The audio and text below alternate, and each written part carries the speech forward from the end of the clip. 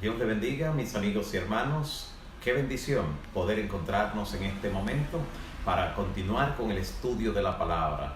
Más cerca estoy, como hemos denominado este espacio, donde Dios nos dice a cada uno de nosotros que aunque estemos distanciados, aunque estemos restringidos en lo que tiene que ver con la interacción social, Dios está más cerca de cada uno de nosotros, sobre todo cuando nos conectamos por medio del estudio de su santa palabra. Le agradezco a todos aquellos que se han convertido en canales de bendición, que se han propuesto compartir con un número indeterminado de personas las bendiciones que fluyen a través de este espacio. Más cerca estoy. Cada palabra, cada mensaje que puede llegar oportuno para salvar un alma, para librar a alguien de caer en el pozo de la perdición, para caer en las redes de la nueva era, o sencillamente para ser arrastrado al pecado por el enemigo. Cuánta liberación puede obtener cuando llega la palabra oportuna, el mensaje a tiempo, a través de alguien que le facilita, que le convida y que le hace llegar el mensaje de la palabra.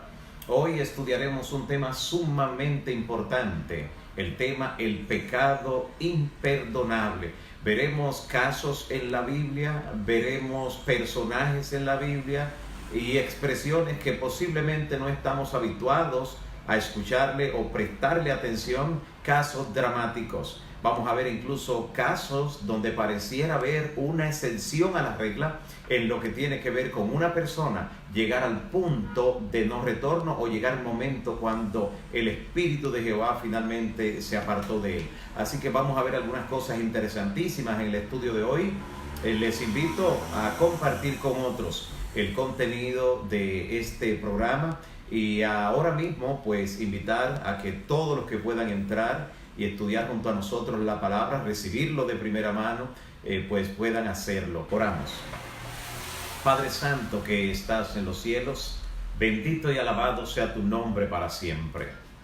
Gracias te damos, Señor, por un momento más que nos concedes para sentirnos más cerca y para sentirte más cerca de nosotros. También, Señor, te pedimos en este momento que intervengas en la vida, en los casos de cada una de estas personas que estamos incluyendo en esta primera oración del espacio. Te rogamos que visites en forma particular a cada una de esas personas. Y si es tu voluntad, Señor, porque sabemos que muchos de ellos en este momento están estudiando con nosotros, están escuchando la oración en favor de ellos. Te ruego que si alguna palabra de la que hemos de pronunciar, el Espíritu Santo la utilizará como vehículo para llegar hasta ellos e impactar su vida y hacer milagro, que así sea para gloria de tu nombre. Te agradezco, Señor, también porque sé que tu bendición se extenderá a cada amigo, cada hermano que en este momento está entrando, está conectándose para también participar del estudio de tu palabra. Te ruego que si alguna persona está sumida en alguna situación emocional, producto de pensar que ha cometido el pecado imperdonable y aún no lo ha sido, como veremos en tu palabra, que entonces esa persona pueda sentir la mano divina que se extiende, como cuando se extendió para rescatar a Pedro mientras se hundía. Que esa persona pueda salir de ese pozo de la desesperación y entonces, Señor, que cada uno se cuide también de no cometer ese pecado imperdonable. Dirígenos en este estudio y que todo pueda quedar claro para gloria de tu nombre. En el nombre de Jesús. Amén. Amén. Gracias nueva vez, amigos y hermanos, por estar allí, listos para iniciar este estudio de la palabra de Dios, el estudio sobre el pecado imperdonable. Algunas cosas interesantes que veremos de este estudio son relevantes para toda persona, porque nos queda un trecho por recorrer y en algún instante podemos ser asaltados por el pensamiento, si es que ya no lo ha sido, de que ha cometido ese pecado imperdonable, de que ya Dios no le recibe, de que no importa cuánto haga, no importa cuántas intercesiones, pero veamos qué nos dice la palabra. Lo más importante no es ni siquiera lo que nosotros en un determinado momento sintamos, sino lo que Dios ha prometido, porque la vida espiritual y la salvación no se basan en sentimientos, sino en la promesa que Dios ha hecho. De hecho, el ser humano se salva no porque tomó la decisión de buscar a Dios, sino porque Dios tomó la iniciativa de buscar al hombre desde que el hombre pecó, llamándolo: Adán, ¿dónde estás? Así que la iniciativa es de parte divina y sus promesas son fieles y verdaderas. Pero ¿en qué consiste el pecado imperdonable? ¿Quiénes lo han cometido? ¿Quién lo habrá cometido ahora mismo? Veamos lo que nos dice la Biblia. Quiero invitarle a abrir su Biblia o a encenderla si la tiene en el formato digital, en Mateo capítulo 12, versículo 31. Evangelio según Mateo, capítulo 12, versículo 31. Allí encontramos una referencia directa del Señor Jesús, donde Él dice: por tanto os digo, todo pecado y blasfemia será perdonado a los hombres. Pero, aquí está el pero la blasfemia contra el Espíritu Santo no le será perdonada. ¿En qué consiste esa blasfemia? ¿Quién ha llegado al grado de cometer ese pecado imperdonable? Veamos también la forma como Jesús lo expresa en Marcos capítulo 3, versículo 29. Marcos 3, verso 29, donde Jesús dice: pero cualquiera que blasfeme contra el Espíritu Santo no tiene jamás perdón, sino que es culpable de pecado eterno. Noten cuántas palabras nuevas presenta Marcos cuando registra esta expresión del Señor Jesús. Y es interesante lo que dice Marcos, porque de los 4 evangelios, el que primero se escribió fue el de Marcos. Todos los demás de alguna manera tomaron alguna guía, una referencia o la motivación de también investigar con los que fueron testigos oculares, y ellos mismos no lo fueron, para entonces registrar lo que encontramos como los evangelios. Así que la manera como lo expresa Marcos, sumamente interesante. En el capítulo 11, antes de Jesús llegar a este episodio, en el capítulo 11 de Mateo, antes de pronunciar lo de la blasfemia del Espíritu Santo, o contra el Espíritu Santo, en el capítulo 11 Jesús habla acerca de algunas ciudades judías que rechazaron a Jesús. Usted recordará la ciudad de Capernaum, Betsaida, las ciudades que estaban justamente, sobre todo para el lado del mar, rechazaron a Jesús. También en el capítulo 11 encontramos otro episodio que sirve de base para poder entender esta expresión del pecado imperdonable, la blasfemia contra el Espíritu Santo. Y es el hecho de que en el capítulo 11, aparte de las ciudades judías que rechazan a Cristo, también Juan el Bautista levantó algunas dudas sobre Jesús, porque las expectativas no habían sido satisfechas hasta donde él había recibido información allí en la cárcel, como vimos en días anteriores. Y entonces en Mateo 12, 31 y 32, Jesús allí hace referencia al rechazo más serio que se había hecho hasta el momento sobre su persona, sobre su obra y sobre los milagros. El rechazo que estaban encarnando ahora los fariseos.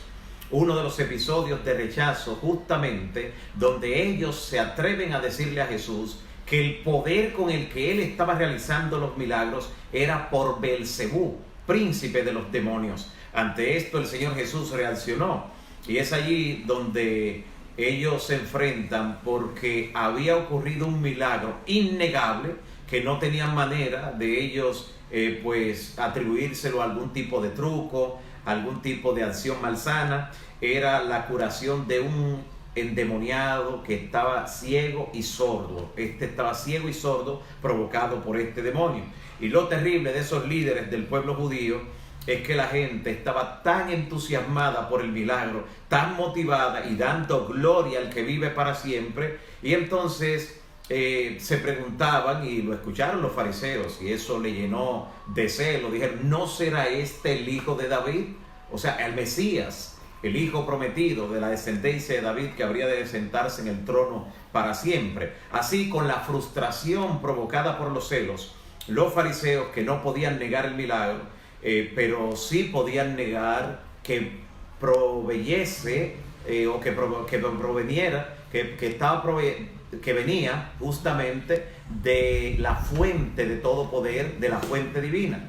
Así que no provino de la fuente realmente que ellos le estaban atribuyendo, de una fuente de abajo, de donde también operan milagros, sino que esto provenía de una fuente divina, de lo alto. Y efectivamente ellos le dicen que no, que proviene de los demonios. Y Jesús inmediatamente toma la ofensiva, no acostumbraba a eso, pero allí toma la ofensiva, ha llegado el momento, y entonces allí donde Él les dice que todo pecado y blasfemia le será perdonado a los hombres, pero el que blasfeme contra el Espíritu Santo no le será perdonado, ni en este mundo, ni en el venidero. Y a la expresión donde le dicen, eso tú lo estás haciendo por Belcebú, Jesús entonces le dice, ¿cómo puede un ladrón entrar a una casa y saquear sus bienes a menos que ate al hombre fuerte que está en la casa? El hombre fuerte de la casa estaba representando a Satanás como príncipe de este mundo, y al ladrón que llega y aquí lo ata y toma posesión de lo que antes tenía dominado, está representando a Jesús. Así que Jesús no solo se compara como ladrón en la noche, sino que la expresión como ladrón aquí también se le atribuye el que entra y le quita a este hombre lo que tenía previamente bajo asalto, aquellos que había dominado. Así que Jesús dice, no puede Satanás o el reino de Satanás estar dividido contra sí mismo, porque si Satanás se divide contra Satanás, el reino de él caería. Y entonces allí Jesús pasa a esa expresión, al punto culminante, donde le está indicando que ellos estaban cometiendo o a punto de cometer ese pecado imperdonable. ¿Por qué pecado contra el Espíritu Santo? ¿Y por qué imperdonable esa blasfemia? Porque dice Juan capítulo 16, versículo 8, Juan 16, 8 dice, y cuando Él venga, convencerá al mundo de pecado, de justicia y de juicio. La convicción la despierta en nuestra conciencia, en nuestro corazón y mente, el Espíritu Santo. Y cuando resistimos, rechazamos esa convicción que está en nuestra mente, estamos atentando contra el Espíritu Santo, contra la persona de la divinidad, de la deidad, que es la que convence de pecado. En la mente de ellos, recuerde que la Biblia dice que Jesús sabía lo que había en el corazón del hombre. En la mente de ellos, cuando vieron ese milagro, ocurrió la llamada o el llamado de la conciencia que le decía, es el Mesías, acéptenlo, ahí está la evidencia, pero tratando de acallar esa voz de la conciencia, la voz del Espíritu Santo, entonces reaccionar, no encontrando otra forma, dijeron, no, esto viene del demonio. Y es allí donde entonces ellos estaban atentando contra el Espíritu Santo. Y Jesús da una expresión muy completa cuando dice, todo pecado le será perdonado a los hombres, incluso el que blasfeme hasta contra el Hijo, que es mucho decir, porque no hay otro nombre dado a los hombres bajo el cielo en el que podamos ser salvos, solo el poderoso nombre de Cristo Jesús. Y decir que hasta el que hable contra el Hijo le será perdonado, pero el que blasfeme contra el Espíritu Santo no, porque en la divinidad, en el plan de salvación, el que ha tomado la prerrogativa, el que se ha encargado de convencer el corazón, de dar convicción, es el Espíritu Santo. Y cuando alguien rechaza la convicción, pues está cerrando la única vía para el arrepentimiento que existe. Es por eso que Jesús se expresa en esa forma con relación al pecado imperdonable. Como una persona, atención a esta parte sumamente importante, cómo una persona llega a cometer el pecado imperdonable. El pecado imperdonable no se comienza realizando, o sea, nadie comienza por allí. De repente nadie, cometí el pecado imperdonable. No.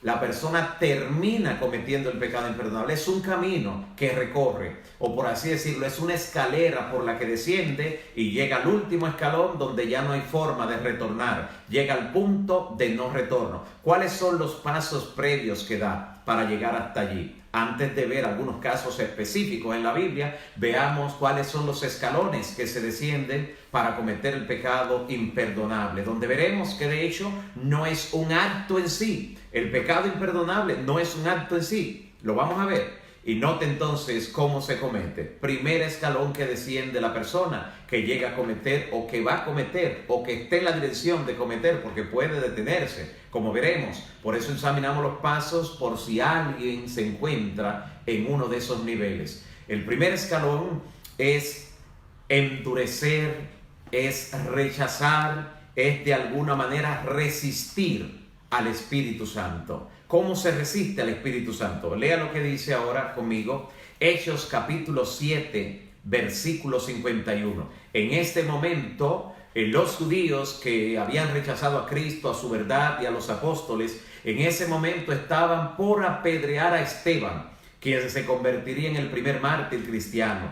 Y entonces dice la palabra que Esteban se dirigió a ellos, aún a punto de ser martirizado, pronunció palabras con un poder que ellos ni querían escucharla. Tan poderosas eran las palabras que hablaban, que ellos se tapaban los oídos, dice la palabra. Y aún con los oídos tapados, la palabra penetraba sus oídos. Y entonces ellos comenzaron a dar grandes voces a fin de no escuchar.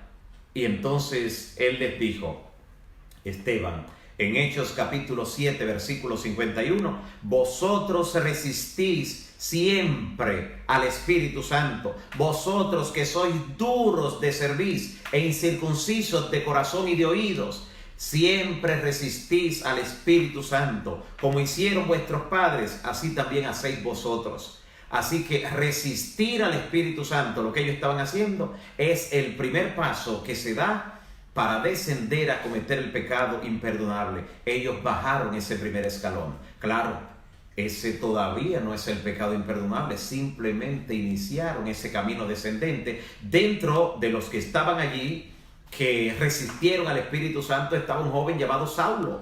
Era el que estaba dirigiendo a la turba homicida. Él en algún momento pudo haber detenido el crimen, el martirio de Esteban. Sin embargo, él consentía, dice la Escritura allí en el pasaje, con la muerte de Esteban. Estaba de acuerdo y él resistió al Espíritu Santo. Y atención, Dios pudo alcanzarlo, Dios pudo salvar a Saulo, pero note lo que tuvo que hacer. No fue en condiciones normales. Tuvo que abatirlo hasta el polvo, tuvo que lanzarlo al suelo y tuvo que postrarlo, porque hay personas que solo si están boca arriba, si están postrados en un lecho, solo así miran hacia el cielo. Solo postrados en un lecho miran hacia el cielo. Y la misericordia de Dios es tan grande que si todavía queda ese recurso, si la persona, Dios ve que va a responder cuando esté en el lecho, pues Dios le permite llegar allí o abate hasta el polvo, hasta el lecho, abate su orgullo para que pueda humillarse, porque la ley del cielo es esa, que el que se humilla será ensalzado, pero el que se ensalza será humillado. Así que definitivamente, si alguien ha resistido al Espíritu Santo, aunque ha descendido un primer escalón en una dirección peligrosa, pero todavía puede ser alcanzado por el Señor. Pero mientras más lejos se coloque, como estamos mirando, el recurso y la forma que Dios tendrá que utilizar será más extraordinaria y puede ser hasta un tanto más traumática para la persona para ser alcanzada.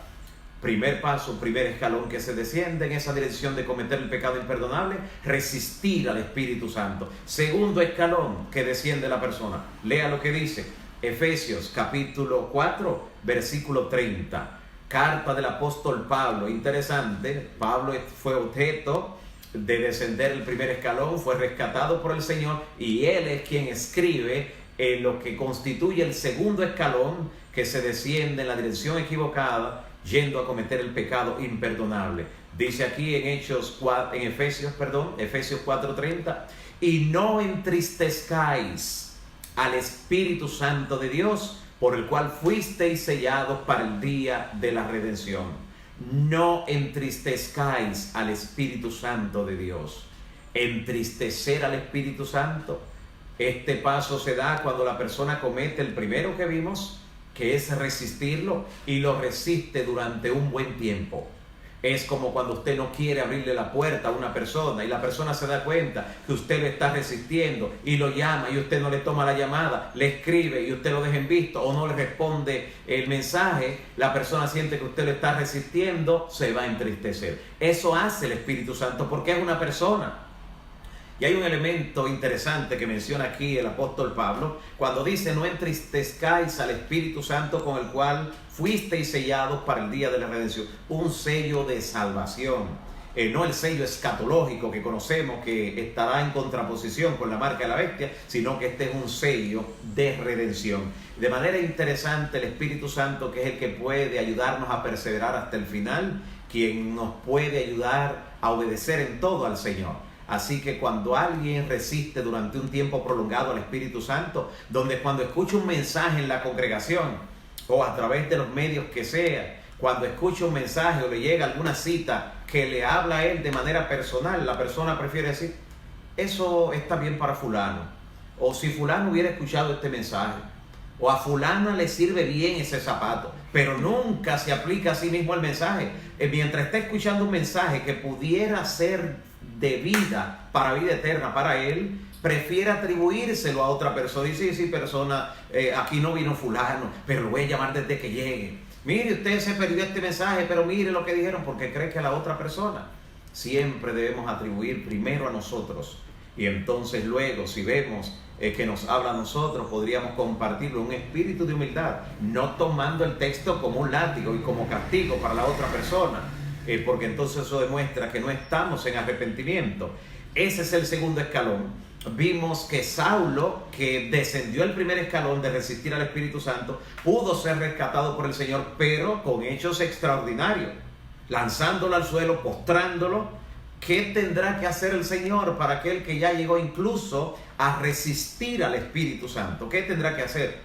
Teóricamente todavía puede ser alcanzado. Y Dios tiene, donde no vemos un recurso, Dios tiene miles de recursos y formas para alcanzar y rescatar a la persona. Pero seguro que tiene que ser con algo de mayor impacto que como rescata al que simplemente le ha resistido cuando ha llegado a entristecer al Espíritu Santo. Segundo escalón.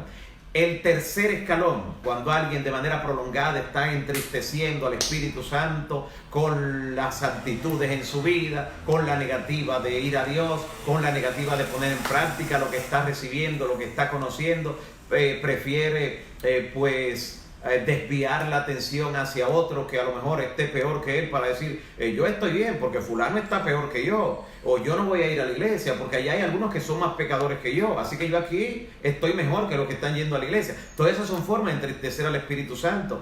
Y si de manera prolongada se hace, entonces la persona baja al tercer escalón en la dirección de cometer el pecado imperdonable. ¿Cuál es ese tercer escalón? Ese tercer escalón también lo registra Pablo, porque él por experiencia propia descendió un escalón, pudo librarse de descender los otros dos o hasta el tercero, que hubiera sido el del pecado imperdonable, y él advierte en sus cartas para que no lleguemos hasta ahí. ¿Cuál es el tercer escalón? Alejándose ya de la salvación y camino a cometer el pecado imperdonable.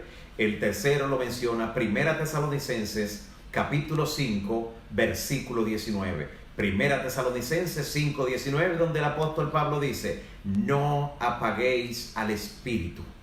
Y si usted nota, la palabra Espíritu allí está con mayúscula, o sea, se está refiriendo al Espíritu Santo. No apaguen al Espíritu Santo. Vivimos en una era digital donde con un sensor, con un botón o simplemente con la sombra o con una forma distanciada, con la voz, podríamos nosotros desactivar, apagar algo, un aparato, algo. Así que sabemos lo que es apagar, más que lo que sabía en su tiempo el apóstol Pablo, donde posiblemente lo único que se podía apagar era una vela, una lámpara, pero ahora cuántas cosas se apagan, se inactivan, dejan de funcionar. No apaguen al Espíritu Santo. Si alguien, después de resistir al Espíritu, de entristecerlo de manera prolongada, entonces apaga al Espíritu Santo en su vida, déjeme decirle que aunque teóricamente todavía puede ser alcanzado, pero alguien que ha descendido 3 escalones, es más fácil que descienda ya al cuarto que retornar hacia la posición anterior. Así que la persona que ha llegado a apagar al Espíritu Santo está solo un paso de deslizarse, a un paso de deslizarse para cometer el pecado imperdonable, que no es un acto, sino es un estado en que se encuentre, que ya está anestesiado, ya no siente la influencia del Espíritu, y el Espíritu se ha apartado de él, y por ende ya nunca va a estar preocupado. Otros se pueden preocupar por él, pero él nunca va a mostrar la más mínima preocupación, porque quien lo convencía de que estaba mal ya se apartó de él, ya se ha tornado insensible, ha llegado al punto de no retorno, bajó hasta el cuarto escalón, que es al que Jesús se refiere cuando dice, como veremos, que ese pecado no será perdonado. En el libro primero de Samuel, libro primero de Samuel, capítulo 16. Y aquí comenzamos a ver algunos ejemplos prácticos en la vida de algunos personajes para cuidarnos de no cometer lo mismo. Libro primero de Samuel, capítulo 16, versículo 14. Dice la palabra. Libro primero de Samuel 16, 14. El espíritu de Jehová, el espíritu del Señor se apartó de Saúl, y un espíritu malo de parte de Jehová le atormentaba. Interesante. Hoy no vamos a ver la última parte, porque era de parte de Jehová. Eso lo veremos en otro tema interesantísimo que tendremos para nosotros ver cuando el Señor se convierte en enemigo de una persona, porque la persona ha llegado a ciertos niveles. Y de hecho tiene que ver con el pecado imperdonable, por eso está aquí relacionado. Llegó un momento en la vida de Saúl, note que Saúl nunca cometió un pecado similar al que cometió David. Sin embargo, David siempre estuvo dispuesto a arrepentirse, a buscar de Dios, a humillarse. Pero Saúl, aunque parecían cosas menores, en la terquedad, en la tosudez que tenía de resistir al Espíritu, de no hacer la palabra de Dios tal y como Dios la había expresado, entonces llegó el momento que el Espíritu Santo se apartó de Saúl y otro espíritu vino a dominarlo. El corazón humano nunca queda en forma vacante. O es el Espíritu Santo el que lo está dirigiendo, o es otro espíritu el que entonces le atormentará, le desvelará, le inquietará, le hará sentir en todo momento una sensación que muchas veces le hace hasta terminar con su existencia, en fin. Pero ve ahora lo que dice, un caso interesante. Vamos a ver un caso en la Biblia, atención, un caso en la Biblia, cuando Jehová se apartó de una persona, alguien que el Espíritu Santo le daba un don especial, y de repente se apartó de esa persona, pero finalmente tuvo un reencuentro con el Señor. Un caso único que vamos a ver en la Biblia, casi en toda la Biblia, pero mire qué interesante. Así que Jueces, capítulo 16, versículo 20, contiene la siguiente expresión. Libro de Jueces, capítulo 16, versículo 20. Estamos hablando de Sansón. Recuerde que cuando el Espíritu de Jehová venía sobre Sansón, Sansón cobraba una fuerza extraordinaria. Y ahora vamos a ver lo que tiene que ver con el Espíritu Santo que provee los dones. Sabemos, por ejemplo, que Dios le ha dado dones especiales a algunas personas. A algunos le ha dado el don del habla, el don de la expresión, el don de convencimiento. ¿Y sabe para qué lo han utilizado? Para hacer política. Se van al mundo de la política creyendo que allí le pueden sacar mayor beneficio. Y llega el momento que el espíritu se aparta. Pero no solo eso, han habido casos de personas con el don del canto, el poderoso y hermoso don del canto, y de repente se dejan atraer por el mundo que le pinta castillos en el aire y le dice: aquí puedes ser famoso, puedes llegar a conquistar grandes triunfos, grandes premios, puedes llegar a cosechar mucho dinero, millones, y algunos se van. Y entonces llega el momento que el espíritu también se aparta. Pero qué interesante, porque ese es el caso de Sansón, donde el espíritu que le daba la fuerza, el espíritu de Jehová, se apartó de él, pero él pudo tener un reencuentro. Un caso interesante. Note, luego ella gritó, está hablando de Dalila: Sansón, los filisteos se lanzan sobre ti.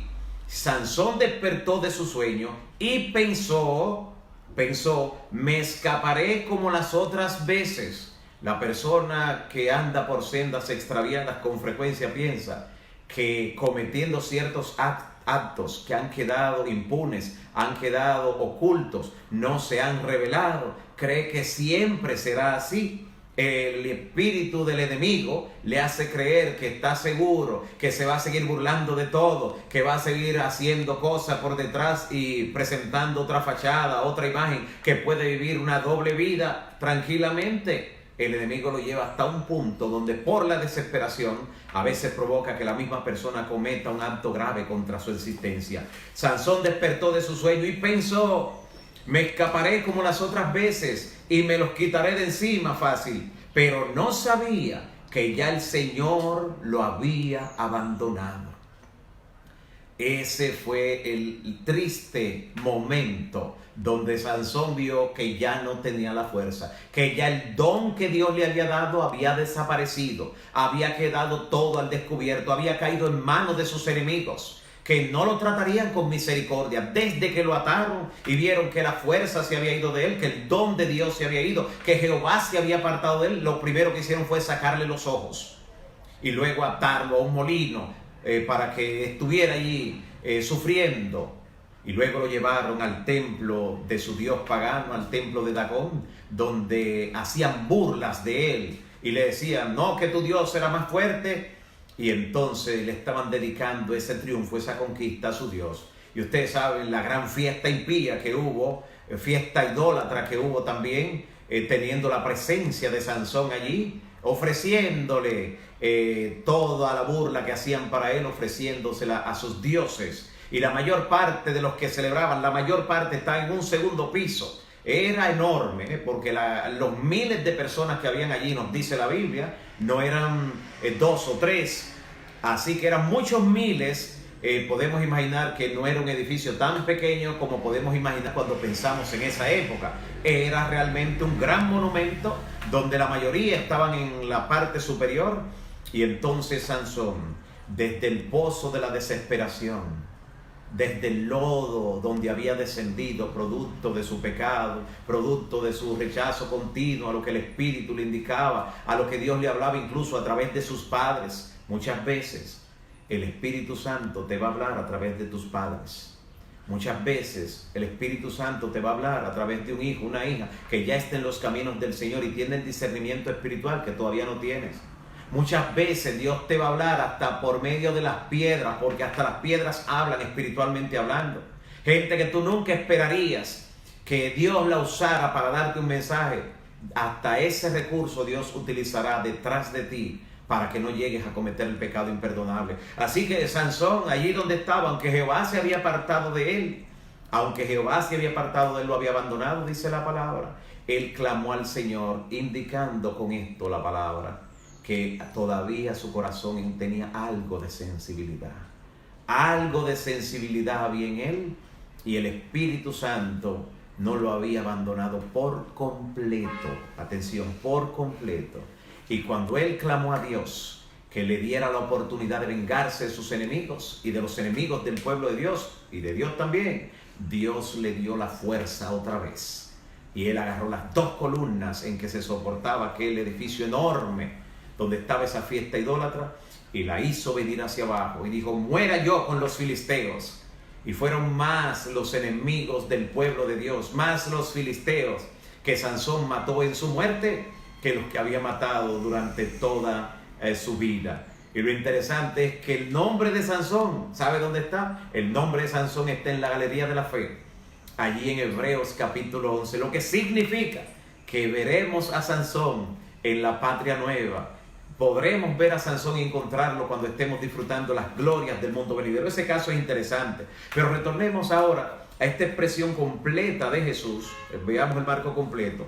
En Mateo 12, versículo 30, y veamos hasta el 32. Dice, el que no es conmigo es contra mí. Todo esto Jesús lo está diciendo a oído de los fariseos, que decían que la fuerza de él venía por el enemigo. Jesús le dice, un reino no puede estar dividido contra sí mismo. Ustedes están conmigo o están contra mí. Una de las dos. El que no es conmigo es contra mí. Y el que conmigo no recoge, desparrama. El que no ayuda a avanzar la obra de Dios la está deteriorando. Alguien que no participa de manera activa, siendo un canal de bendición para ayudar a otros, para que el evangelio llegue a otros, definitivamente está en detrimento del evangelio. Nunca estamos en un punto neutral, o crecemos o decrecemos en la vida espiritual. Por tanto os digo, dice el verso 31, todo pecado y blasfemia será perdonado a los hombres, mas la blasfemia contra el Espíritu no le será perdonada. A cualquiera que dijera alguna palabra contra el Hijo del Hombre le será perdonado, pero al que hable contra el Espíritu Santo no le será perdonado, ni en este mundo ni en el venidero. Es una expresión que solo la encontramos allí en la Biblia. Ni en este mundo ni en el venidero. Con eso Jesús quiere magnificar esta enseñanza de la blasfemia contra el Espíritu Santo, indicando que no habrá otra segunda oportunidad, ni aquí ni en el mundo venidero. Nadie va a tener una oportunidad extra si finalmente rechaza las impresiones que el Espíritu Santo le está haciendo para que se arrepienta, para que no llegue más allá del alcance de la misericordia divina. En Isaías capítulo 63, versículo 10, habla acerca de lo que lamentablemente pasó con el pueblo judío como nación. Isaías 63, 10 dice: mas ellos se rebelaron y contristaron su Santo Espíritu. Y como no se quedaron allí, ya sabemos el resto del camino. Dice: por lo cual el Señor se convirtió en su enemigo y peleó contra ellos. Mire qué trágico el final de la nación judía. Finalmente Dios se convirtió en su enemigo y peleó contra ellos. En Hechos 5, versículo 3, encontramos otro caso dramático. El caso de dos personajes que conocemos, Ananías y Zafira. Conocemos en el texto bíblico. Hechos 5, 3 dice: mas Pedro le dijo: Ananías, ¿por qué ha llenado Satanás tu corazón para mentir al Espíritu Santo y quedarte con parte del precio del terreno? Este hombre y su mujer cometieron el pecado imperdonable. En un momento cuando la evidencia del poder del Espíritu Santo, como se manifestó en la iglesia apostólica desde Pentecostés y durante todo el periodo de la iglesia primitiva, tenían tanta luz que Dios no le iba a pasar por alto ese pecado. Y claro, el pecado de Ananías y Zafira no fue solo dar menos de lo que le correspondía entregarle al Señor como parte de su fidelidad, sino hacer algo en apariencia y dar a entender que sí se estaba cumpliendo. El peor pecado no lo comete aquel que está fallando abiertamente o que se sabe que está fallando y él sabe que los demás también lo conocen o lo saben, sino aquel que lleva una vida de apariencia dando a entender que está perfecto y él sabe que no lo está haciendo perfecto. Por eso, de manera inspirada se nos dice que si el Señor siguiera actuando en estos días como lo hizo en los días de Ananías y Zafira, en cada iglesia habría una morgue repleta de cadáveres, si el Señor todavía estuviera mandando el juicio en la forma idéntica que lo hizo contra estas personas. Tenemos que cuidarnos de no cometer el pecado en la vía que lo hicieron Ananías y Zafiro. Y claro, el Señor Jesús entonces dice a través del apóstol en Hebreos capítulo 10, versículo 29, Hebreos 10, 29 dice: ¿cuánto mayor castigo pensáis que merecerá el que ha hollado bajo sus pies, ha pisoteado al Hijo de Dios y ha tenido por inmunda la sangre del pacto por la cual fue santificado y ha ultrajado al Espíritu de gracia? ¿Quiénes son aquellos que tienen por inmunda la sangre del pacto?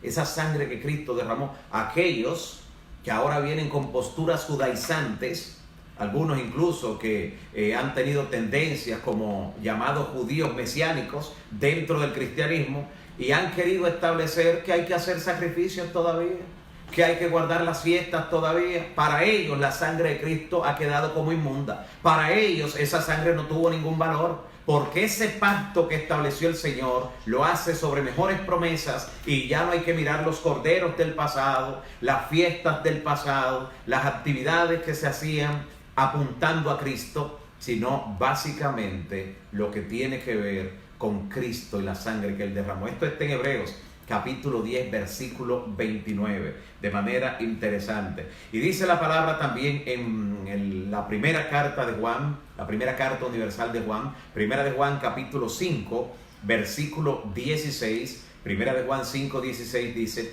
si alguno ve a su hermano, atención, en el contexto del pecado imperdonable, oiga cómo lo llama aquí: si alguno ve a su hermano cometiendo un pecado que no lleva a la muerte, o sea, pecado que no sea pecado de muerte, pedirá por él, orará por él, intercederá, y Dios le dará vida.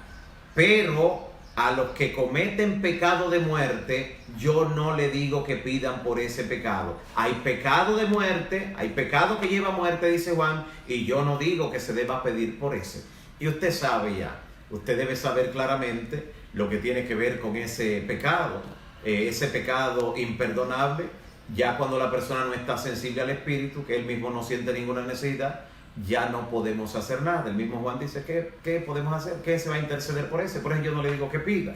Interesante. Así que como algunos han tenido por inmunda la sangre del pacto, queriendo celebrar aquellas cosas que apuntaban a Cristo, aquellas cosas que eran sombra, dice que toman por inmunda su sangre. Piensen eso. Ningún error es inofensivo. Y alguien se preguntaría, ¿y entonces qué del sábado? El sábado no es parte de las instituciones que apuntaban a Cristo, por lo menos no el sábado semanal. Los sábados ceremoniales sí, dentro de las 7 fiestas judías, usted encuentra dentro de esas 7 fiestas ceremoniales que están en Levítico 23, y la estudiamos aquí en días pasados, usted va a encontrar que hay 7 sábados ceremoniales. Usted lo puede marcar en su Biblia. 7 fiestas, 7 sábados ceremoniales. Sin embargo, el sábado de Jehová es diferente. Así lo dice en el versículo 3 y 4 de Levítico 23. Dice, esto es aparte. También lo va a decir luego en el versículo final de ese capítulo. Dice, esto es aparte de los sábados de Jehová, porque el sábado de la creación no es sombra de lo que había de venir. El sábado de la creación es un testimonio de la creación, es un monumento de la creación de Dios. Por eso cuando Dios lo da, dice, acuérdate. Los demás son dados dentro de la fiesta para apuntar al que había de venir. Hay gente que lo ha querido mezclar para librarse de la obediencia, y con ello se estarían privando de recibir el sello del Dios vivo y recibirían finalmente la marca. Pero no creo que lleguemos nosotros a tanto en ese sentido, porque ya conocemos la verdad. En Patriarcas y Profetas, página 135, con relación a esto del pecado imperdonable, el pecado de muerte, porque Juan dice, yo no pido que oren por ese. Patriarcas y Profetas, página 135, dice, cada día, escuche para que vea con qué frecuencia hay personas que están cometiendo el pecado imperdonable. Cada día termina el tiempo de gracia para algunos. Cada hora algunos pasan más allá del alcance de la misericordia divina. Cada día y cada hora. Cada día y cada hora. Muchos creyentes, muchos cristianos se preguntan, se autoexaminan, a veces también pues consultan en el plano espiritual y nos preguntan, ¿habré yo cometido el pecado contra el Espíritu Santo? Y le digo, esa es la evidencia de que no lo has cometido. Estás preocupado, estás preocupada por tu vida espiritual, y eso es indicio de que no lo has cometido. Sencillo, no hay que profundizar más en esa parte en que la persona pueda confundirse. Si estás preocupado por tu vida espiritual, es posible que estés hasta en el mundo. Diga, yo sé que estoy mal, como dice el presidente, tengo que regresar. Pero hay de aquellos que conociendo todo lo que conocemos y un poquito más, usted trata de abordarlo y dice, ¿y qué tú haces predicando a mí? Yo sé todo eso, y yo estoy mejor que muchos de los que están en la iglesia. O sea, cuando de esa manera usted ve, la persona no siente ninguna preocupación. Usted no debe, como dice el Señor Jesús, entonces echar vuestras perlas a los puercos, no sea que se devuelvan, los rehuellen, los despedacen. O sea, no echen las perlas a los cerdos. Donde usted sabe que la persona conoce todo lo que usted puede decirle. Si usted va a hacer algo, si cree que todavía hay sensibilidad en ese corazón para que el Espíritu abra, ore. Pero es lo más que usted puede hacer. Pero de lo contrario, el enemigo puede arrastrarlo a ese plano para incluso hacerle daño a usted espiritualmente. Pero recuerde que cada hora algunos pasan más allá del alcance de la misericordia divina. Gente que ya no siente ninguna sensibilidad hacia lo espiritual, no siente que está mal, pero el hecho de que tú te preocupes en un determinado momento y hasta pregunte y quisiera saber, y como algunos dicen, ¿será que mi nombre ha pasado? ¿Será que mi nombre ya pasó por el juicio? ¿Ya llamaron mi nombre? No. Y si lo hubieran llamado y estás preocupado, es porque tu nombre fue aprobado, quedó sellado entonces para vida eterna. Pero todavía no se está pasando juicio sobre los vivos. Todavía no, como veremos en algún tema más adelante. Ahora se lleva el juicio sobre los muertos, como dice Apocalipsis 11:18. Una indicación entonces de que no has cometido el pecado imperdonable es que sentiste de alguna manera preocupación por saber cuál era tu condición. Así que algunos han llegado a ese plano de ser impenitentes, de ya no sentir ninguna preocupación por su vida espiritual, ya no sienten ningún deseo de cambiar, y eso muestra inevitablemente que están en ese terreno del pecado imperdonable, pero ni se lo van a preguntar porque no se van a preocupar, y si usted le aborda el tema, le va a decir, eso no tiene ninguna importancia, o eso no es para mí, porque ya no hay ninguna sensibilidad en ese corazón. Finalmente, dice la inspiración en el libro Deseado de todas las gentes, capítulo 33. Deseado de todas las gentes, capítulo 33, dice lo siguiente: al rechazar a Cristo, El pueblo judío cometió el pecado imperdonable. Y desoyendo la invitación de la misericordia, podemos cometer el mismo error. Repito, al rechazar a Cristo, el pueblo judío cometió el pecado imperdonable. Y desoyendo la invitación de la misericordia, podemos cometer el mismo error. Sé que ninguno de nosotros, amigos y hermanos, cometeremos ese error de desoír el llamado de Dios, de rechazar a Cristo, de abandonar el pecado cuando la conciencia nos dice está mal lo que está haciendo, no buscar una excusa, no pensar que otro cometió peor y lo dejaron y no hicieron nada, o que otro está haciendo peor y yo estoy mejor que él. No pienses de esa manera. Ocúpate en tu salvación, no en la del otro, en tu salvación con temor y temblor. En el nombre de Cristo te hago ese llamado para que tus pies puedan estar sobre la roca que es Cristo Jesús. Que Dios te bendiga, mi amigo y hermano. Oremos. Padre nuestro que estás en los cielos, santificado sea tu nombre por toda la eternidad. Gracias, Señor, te damos por tu palabra. Gracias por habernos mostrado en qué consiste el pecado imperdonable, el pecado de muerte, y cómo nosotros poder estar tranquilos y seguros, porque si aún nos preocupamos por nuestra vida espiritual, si aún nos preocupamos cuando fallamos, es porque todavía estamos en la gracia. El Espíritu Santo está en nosotros, nos convence de pecado, de justicia y de juicio, y todavía podemos acercarnos confiadamente hasta el trono de la gracia y hallar oportuno socorro. Que los pecados de aquellos que ahora están clamando especialmente por algún pecado específico en su vida puedan ser perdonados y puedan ser liberados de esa atadura y no cometerlos más, porque la sangre de Cristo lo limpia y le da poder para vencer. Te ruego, Señor, por este listado, por cada una de estas personas, por cada uno de estos lugares y familias por los que se intercede, visítales, haz una obra poderosa y que podamos nosotros escuchar el testimonio de la maravilla que tú hayas hecho en esa vida, en esa familia, en esa ciudad. Gracias por escucharnos. Bendice cada uno de tus hijos e hijas que son canales de bendición y están compartiendo y han compartido con tantas personas, muchos de los cuales nos encontraremos un día en el reino de los cielos. Gracias por escucharnos y bendecirnos. En el nombre de Jesús. Amén. Amén. Dios te bendiga y hasta mañana.